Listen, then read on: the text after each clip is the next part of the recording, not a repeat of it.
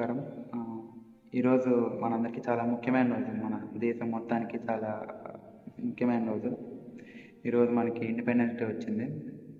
So almost 79 years, 8 years అవుతుంది. ఇది యాక్చువల్గా 80th independence day for our country అనమాట. సో ఈరోజు చాలామంది the freedom fighters who gave their life, అంటే ప్రాణాలను కూడా లెక్క చేయకుండా మన ఫ్యూచర్ బాగుండడం కోసం, మన తర్వాత జనరేషన్స్ బాగుండడం కోసం వాళ్ళ ప్రాణాలను కూడా లెక్క చేయకుండా పోరాడారు. అంటే ఏం లేదు, we should not work as a slave to outsiders. మన దేశంలో బయట వాళ్ళు వచ్చి వాళ్ళకి మనం పని చేయడం ఏంటి అని అనుకున్న ఒక రివోల్ట్ అనమాట. సో చాలామంది ప్రాణాలు కోల్పోయారు, ఎంతోమంది వాళ్ళ లైఫ్ అని రిస్క్ చేసి ఈ ఈ ఈ ఫ్రీడమ్ మన దేశం కోసం తీసుకొచ్చారు. సో ఈరోజు మనకేంటి, వాళ్ళ గుర్తుగా మనం మనం మనకు తెలుసుకోవాల్సింది ఏంటి? బీయింగ్ ఏ ఫార్మసీ స్టూడెంట్ కానీ, లేదంటే ఫార్మసీ స్టూడెంట్ కానీ, అదర్ ఫార్మసీ ఎంప్లాయీస్ కానీ తెలుసుకోవాల్సిన విషయం ఏంటి? సో నిజంగానే మన దేశం, does India is really a pharmaceutically independent country? నిజంగానే మన దేశం నిజంగానే ఇండిపెండెంటా ఫార్మసిటికల్ సెక్టార్లు అని అడుగుతున్నా. ఎందుకని ఈ విషయం అడుగుతున్నా అంటే, చూడండి, India is one of the highest pharmaceutical manufacturing countries అనమాట. మన ప్రపంచం మొత్తంలోకి one of the most manufacturing pharmaceutical country అనమాట. ఇది ఎలాంటి మ్యానుఫ్యాక్చరింగ్ అంటే, ఏదైతే జనరిక్ మెడిసిన్స్ ఉన్నాయో అవి చాలా అఫోర్డబుల్ రేట్స్కి తీసుకొచ్చారనమాట. అంటే ప్రతి మనిషికి ఈ ఈ మెడికేషన్ అనేది అందజేయాలని వాళ్ళ ప్రయత్నం. సో అందుకే ఈ జనరిక్ మెడిసిన్స్ అనేది ప్రతి మనిషికి అంటే ప్రతి మనిషి కొనుక్కునేలా ఉంటాయి. సో నేను ఎందుకని ఇందాక ఇండిపెండెంట్ అయినా మన దేశం ఈ ఫార్మసిటికల్ సెక్టార్లో ఎందుకు అడిగానంటే, మనల్ని ఫార్మసీ ఆఫ్ ద వరల్డ్ అని పిలుస్తుంటారు మన దేశాన్ని జనరల్గా. అయినప్పటికీ ఎందుకని ఇండిపెండెంట్ అని ఎందుకు అడిగానంటే, మన దేశం ఫార్మసీ ఆఫ్ ద వరల్డ్ అని పిలిచినప్పటికీ ఈ మన దేశం అనేది ఏపీఎస్ మీద కంప్లీట్గా బయట డిపెండ్ అవుతుంది. కంప్లీట్గా అని చెప్పలేను, కానీ ఇంకా ఏపీఎస్ మీద బయట దేశాల మీద డిపెండ్ అవుతుంది. ఈ ఏపీఎస్ అంటే యాక్టివ్ ఫార్మసిటికల్ ఇంగ్రీడియంట్స్ అనమాట. ఇవేంటంటే మెడిసిన్ ఏదైతే ట్యాబ్లెట్ అయితే ట్యాబ్లెట్, సిరప్ అయితే సిరప్, ఏదైతే మెయిన్ ఇంగ్రీడియంట్ అంటారో, కంపోజిషన్ అంటారో, అది కాకుండా మిగతావి ఇంకొన్ని దాంట్లో మిక్స్ చేసి యాడ్ చేసి ఒక మెడిసిన్ తయారు చేస్తారనమాట ఎప్పుడు కూడా. అలా యాడ్ చేయడం వల్ల ఏమవుతుందంటే, మనం తీసుకునేటప్పుడు అది సరిగ్గా పనిచేస్తుంది. ఒకవేళ కనుక ఆ ఇంగ్రీడియంట్స్ లేకపోతే మనిషికి తీసుకున్న తర్వాత సరిగ్గా పని చేయకపోవచ్చు. సో అవి ఒక మెడిసిన్ తయారీకి చాలా ఇంపార్టెంట్ అనమాట. కాకపోతే ఇండియా ఇంకా ఈ ఏపీఎస్ మీద బయట దేశాల మీద ఆధారపడుతుంది. ఇంకో మెయిన్ ప్రాబ్లం వచ్చేసరికి యాంటీ మైక్రోబియల్ రెసిస్టెన్స్ అనమాట, ఏఎంఆర్ అంటాం. ఇది చాలా చాలా చాలా ప్రమాదకరమైనది. ఇంకా ఎవరికి చాలా మందికి తెలిసి ఉండదు. కాకపోతే ఇది ఆల్రెడీ స్టార్ట్ అయింది ఈ ఫేజ్ అనేది మన నేషన్లో. సో మోస్ట్లీ ఎలాంటిదంటే, ఇప్పుడు డాక్టర్ ఏదైతే ట్యాబ్లెట్ వేసుకోమని, అంటే ఇంత డోస్ వేసుకోండి అమ్మా అని చెప్పేస్తాడో, మనం ఏం చేస్తారంటే, మనం అంటే అందరూ కాదు, కొంతమంది ఏం చేస్తారంటే ఉన్న డోస్ కన్నా ఎక్కువ వేసేసుకొని త్వరగా తగ్గిపోతుంది, ఉన్నదానికన్నా ఎందుకు సగం సగం వేసుకోవడం, ఒకేసారి మొత్తం వేసేసుకుంటే తగ్గిపోతుంది కదా, తర్వాత పనిలోకి వెళ్ళిపోయి మన పాలన చేసుకోవచ్చు అప్పట్లాగా అనుకుంటారు. కాకపోతే మీరు అలా చేయడం వల్ల ఏమవుతుందంటే, ఇంకా సైడ్ ఎఫెక్ట్స్ పెరుగుతున్నాయి తప్పితే మీకు ఉన్న రోగం తగ్గదు, ఇంకా కొత్త కొత్త రోగాలన్నీ వస్తూ ఉంటాయి. సో అలా తీసుకోవడం వల్ల మనకి ఏదో త్వరగా తగ్గిపోద్ది అన్న భ్రమణంలో అయితే ఫస్ట్ కొంతమంది ఉంటారు, వాళ్ళు బయటికి రండి.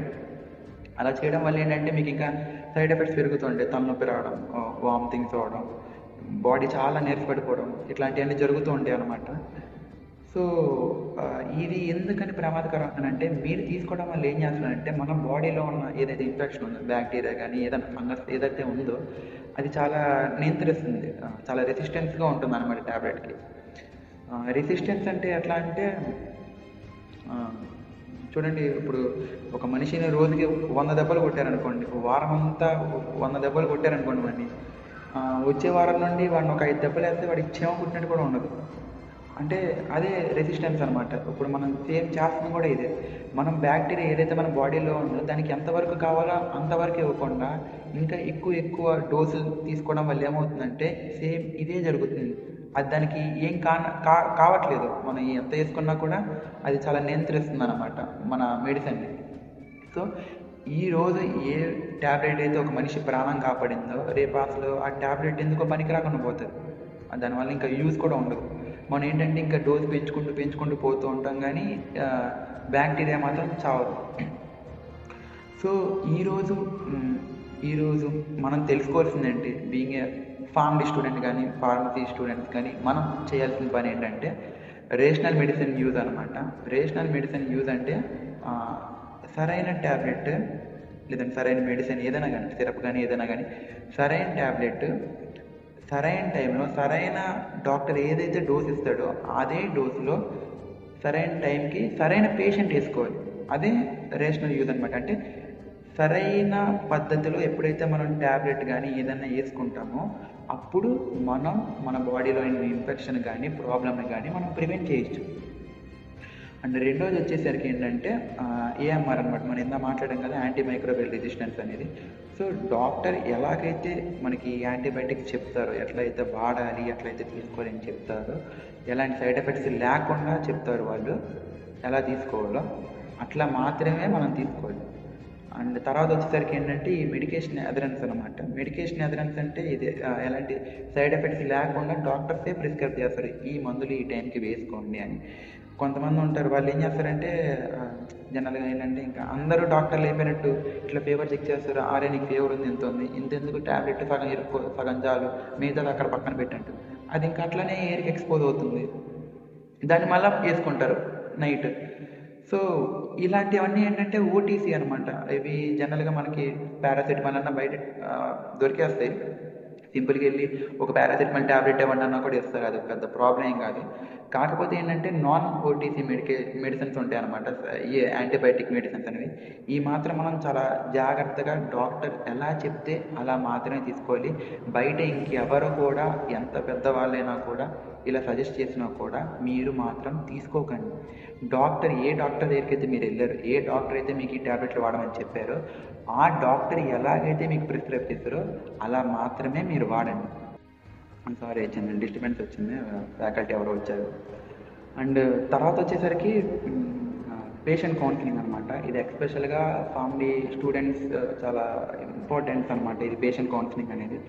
ఈ పేషెంట్ కౌన్సిలింగ్లో మేమేం చేస్తామంటే ఒక పేషెంట్ యొక్క complete past medical history details తీసుకుంటాం.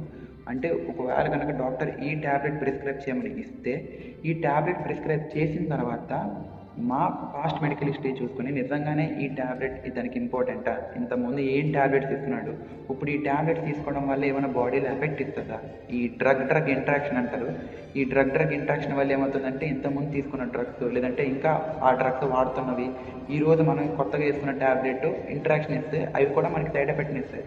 సో అలాంటివన్నీ కూడా తగ్గించడం లైఫ్ స్టైల్ మోడిఫికేషన్ అనమాట. అంటే పేషెంట్ ఎలా ఉండాలి, ఈ రోజు నుండి పేషెంట్ ఏ టైంలో ట్యాబ్లెట్ తీసుకోవాలి, తీసుకున్న తర్వాత ఎలాంటి మార్పులు చేయాలి వాళ్ళ లైఫ్లో, ఎక్సర్సైజ్ చేయడం కానీ ఎలాంటి ఫుడ్ తీసుకోవాలి. ఎస్పెషల్గా డైట్ అనేది చాలా క్రూషియల్ అనమాట. ఎందుకంటే మనం ట్యాబ్లెట్ తీసుకున్న తర్వాత తీసుకోక ముందు ఈ డైట్ అనేది నిర్ణయిస్తుంది అనమాట. డ్రగ్ ఎలా అబ్జర్వ్ చేసుకుంటుందో, అబ్జర్వ్ చేసుకున్న తర్వాత మన బాడీ బ్లడ్లోకి సిస్టమిక్ సర్క్యులేషన్లోకి ఎలాగా అబ్జర్వ్ అవుతుందో, కంప్లీట్గా డిస్ట్రిబ్యూట్ అవుతుందో తెలుసుకోవడం కోసం. అండ్ ఫైనల్గా అయితే అంతే. సో ఈరోజు మనకి తెలుసు ఇంపార్టెంట్ రోజు అని. సో మన కోసం, మన దేశం కోసం వాళ్ళ ప్రాణాలు కూడా లెక్క చేయకుండా వాళ్ళ ప్రాణాలను అర్పించిన వాళ్ళని గుర్తు చేసుకుంటూ మన దేశాన్ని, మన ఫ్యూచర్ని కాపాడాల్సిన బాధ్యత మంది. So being a family student అది మనం తప్పకుండా చేయాలి. మన దేశాన్ని మనం కాపాడుకుందాం. జై హింద్.